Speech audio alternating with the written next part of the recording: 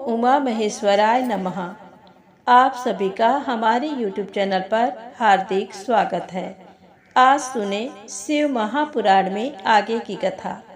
दोस्तों, शिव पुराण शतरुद्र संहिता संपूर्ण हो चुका है। आज से आप सुनेंगे कोटि रुद्र संहिता का अध्याय, जिसमें आप जानेंगे 12 ज्योतिर्लिंग एवं उपलिंगों की महिमा। तो आइए भगवान शिव के चरणों में नमन करते हुए कथा को शुरू करते हैं। निर्विकार होते हुए भी जो अपनी माया से विराट विश्व का आकार धारण करते हैं, स्वर्ग और मोक्ष जिनकी कृपा से वैभव माने जाते हैं, जिन्हें मुनिजन सदा अपने हृदय में अद्वितीय आत्मज्ञानानंद रूप में देखते हैं, उन दिव्य तेज से संपन्न भगवान शिव शंकर, जिनका आधा शरीर शैलराज पुत्री देवी पार्वती से सुशोभित है, उन्हें सदैव मेरा नमस्कार है। जिसकी कृपा पूर्ण चितवन सुंदर है, जिनका मुख सदैव मंद मुस्कान की छटा से मनोहर है, चंद्रमा की कलाएं जिनके स्वरूप को निर्मल उज्जवल करती हैं, जो त्रितापों आदि भौतिक आदि दैविक तथा आध्यात्मिक को शांत करते हैं, जिनका स्वरूप सच्चिन्मय एवं परमानंद रूप से प्रकाशित होता है, जो सदा गिरजानंदिनी पार्वती के साथ विराजते हैं, वे शिव नामक तेजपुंज सबका मंगल करें। मुनियों ने सूत जी से कहा, हे सूत जी, आपने लोकहित की कामना से भगवान शिव की परम पवित्र अनेक कथाएं सुनाई हैं। शिव जी के महात्म की कथा रूपी अमृत का पान करते करते भला कौन पुरुष तृप्त हो सकता है। मुने, आप इस जगत के मंगल के लिए पृथ्वी के तीर्थ स्थानों में श्रेष्ठ व प्रसिद्ध शिवलिंगों की कथा का वर्णन कीजिए।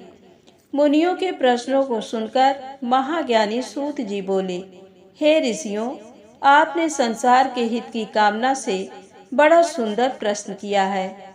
आपकी भगवान शिव में अगाध भक्ति और उनकी कथा में महान रुचि है। आपकी इच्छा के अनुसार मैं आपको शिव जी की उत्तम कथा सुनाता हूँ। भगवान शिव के लिंगों की गणना तो असंभव है। उनके असंख्य लिंग पूरे ब्रह्मांड में फैले हुए हैं। अब मैं आपको मुख्य लिंगों की कथा सुनाता हूँ। सौराष्ट्र में सोमनाथ जी, श्रीशैल में मल्लिकार्जुन, उज्जैन में महाकालेश्वर, ओंकार जी में परमेश्वर, हिमालय पर्वत पर केदार, डाकिनी देश में भीम शंकर, काशी में विश्वनाथ जी, गोमती नदी के तट पर त्र्यंबकेश्वर, सेतुबंध में रामेश्वर एवं शिवालय में घुष्मेश्वर नामक 12 ज्योतिर्लिंग विद्यमान हैं। जो मनुष्य प्रातः उठकर इन 12 ज्योतिर्लिंगों का स्मरण कर पूजन व उपासना करता है, उसके सभी पाप नष्ट हो जाते हैं और सभी कामनाएं एवं मनोरथ सिद्ध हो जाते हैं। इन ज्योतिर्लिंगों पर चढ़ा हुआ नैवेद्य का प्रसाद ग्रहण करने से मनुष्यों के सभी पाप नष्ट हो जाते हैं तथा समस्त भोगों को भोगकर वह मोक्ष को प्राप्त होता है। निम्न जाति का कोई व्यक्ति यदि किसी लिंग का दर्शन कर ले तो वह उच्च कुल में जन्म लेता है। इन 12 ज्योतिर्लिंगों की महिमा का वर्णन स्वयं ब्रह्मा जी, श्री हरि विष्णु तथा अन्य देवता भी नहीं कर सकते।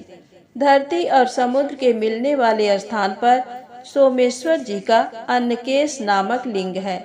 मल्लिकार्जुन से प्रकट रुद्रेश्वर नामक उपलिंग जग प्रसिद्ध है और भृगु में स्थित नर्मदा नदी के तट पर स्थित महाकाल शिवलिंग का दुग्धेश नामक उपलिंग है, जो सुख देने वाला है। इसी प्रकार ओंकारेश्वर का उपलिंग कर्दमेश्वर नाम से बिंदु सरोवर के तट पर है। केदारेश्वर का उपलिंग भूतेश्वर नाम से यमुना नदी के तट पर है। ये पापों का नाश करता है। भीमेश्वर उपलिंग भीमशंकर नामक ज्योतिर्लिंग का है और सह पर्वत पर स्थित है। नागेश्वर का उपलिंग मल्लिका सरस्वती तट पर भूतेश्वर नाम से स्थित है। और रामेश्वर में घुष्मेश्वर लिंग के उपलिंग के रूप में व्याघ्रेश्वर लिंग स्थित है। इस प्रकार मैंने आपको 12 ज्योतिर्लिंगों और उपलिंगों के बारे में बताया। इनके दर्शनों से समस्त मनोरथ सिद्ध होते हैं। सूत जी बोले, हे ऋषियों, पतित पावनी भागीरथी श्री गंगा जी के तट पर मुक्तिदात्री काशी नगरी स्थित है, जिसमें भगवान शिव निवास करते हैं। यहीं पर कृतिका बासेश्वर शिवलिंग स्थित है, जो सब भक्तों की कामनाओं को पूर्ण कर उन्हें मुक्ति प्रदान करता है।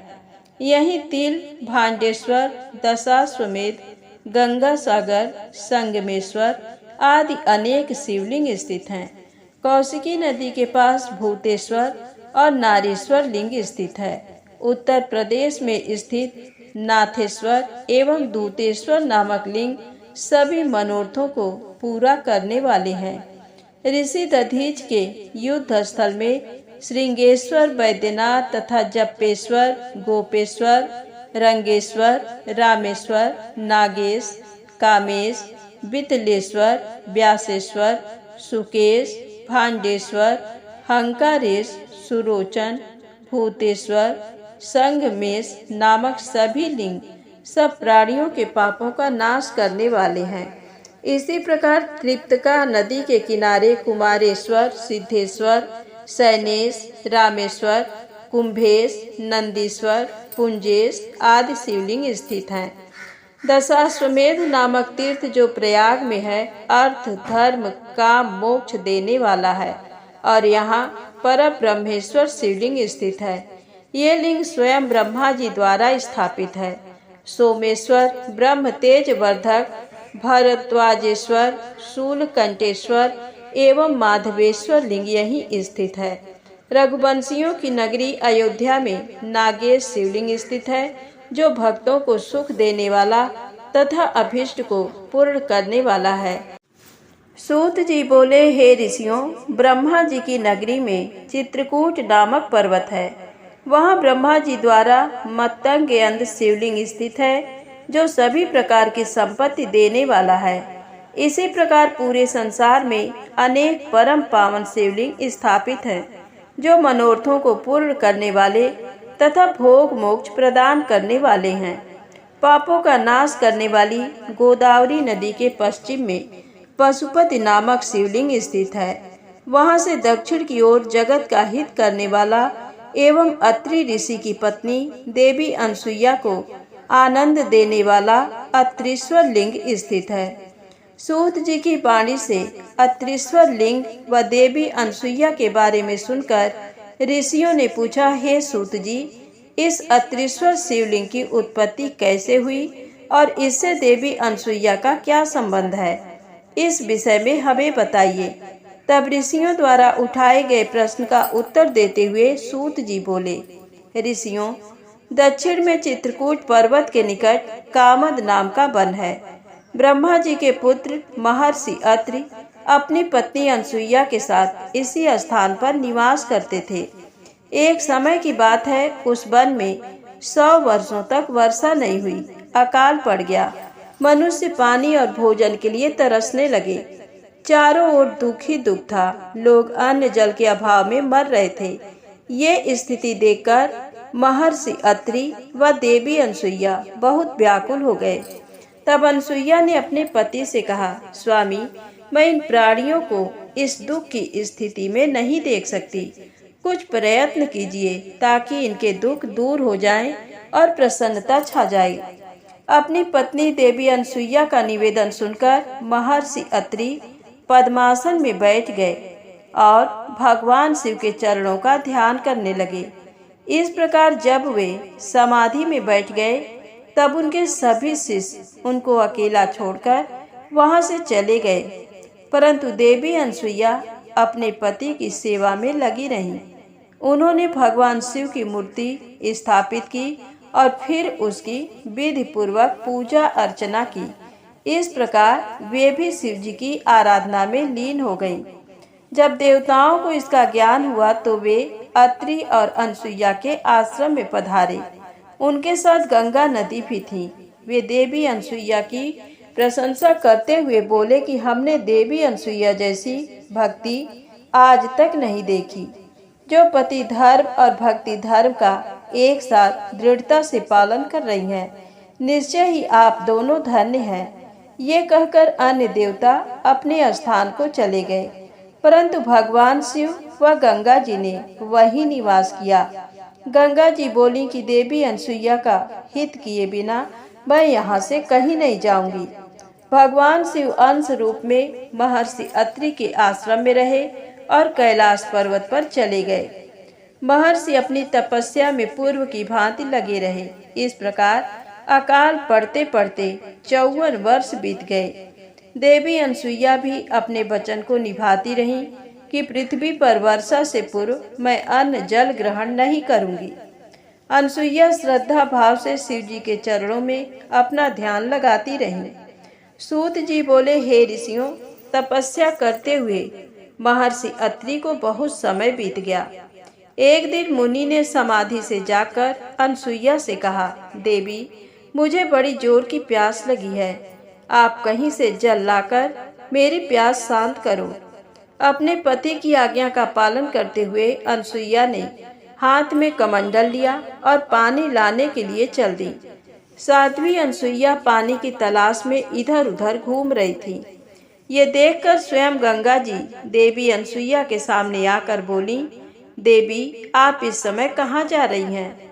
तब उनका ऐसा प्रश्न सुनकर देवी अनसुईया ने गंगा जी से पूछा, भगवती, आप कौन हैं और कहाँ से आ रही हैं? अनसुईया के प्रश्न का उत्तर देते हुए गंगा जी ने कहा, हे देवी, मैं गंगा हूँ और आपके पति प्रधर और शिव पूजन से प्रसन्न होकर यहाँ आई हूँ। मैं आपकी कर्तव्य निष्ठा से बहुत प्रसन्न हूँ। मांगो, क्या मांगना चाहती हो? मैं अवश्य ही तुम्हारी इच्छित वस्तु तुम्हें प्रदान करूंगी।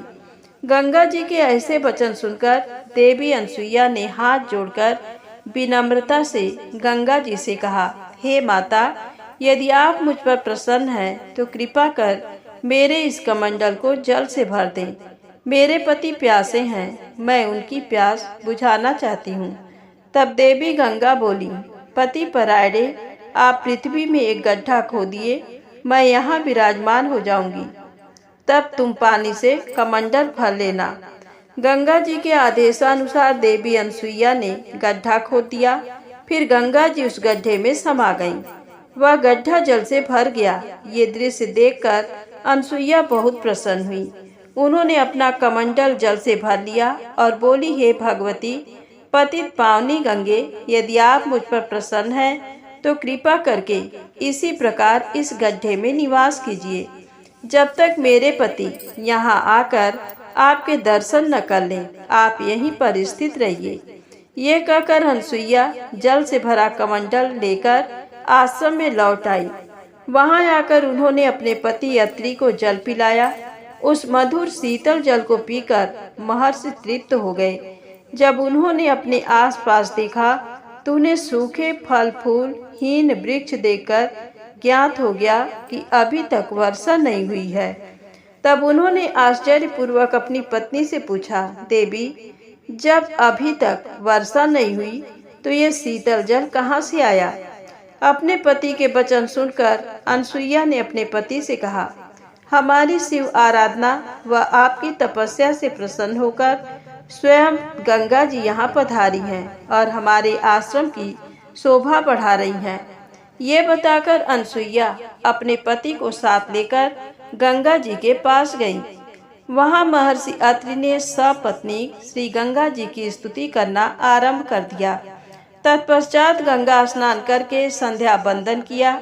तब गंगा जी ने दोनों पति पत्नी से वहां से जाने की आज्ञा मांगी।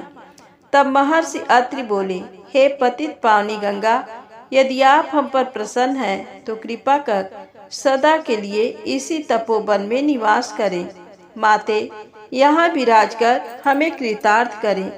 अनसुईया और महर्षि अत्रि की प्रार्थना सुनकर श्री गंगा जी ने कहा, अनसुईये, यदि तुम 1 वर्ष तक की शिव पूजा और पति सेवा का फल मुझे दे दो तो मैं देवताओं और ऋषि मुनियों के हित के लिए यहाँ निवास करूंगी।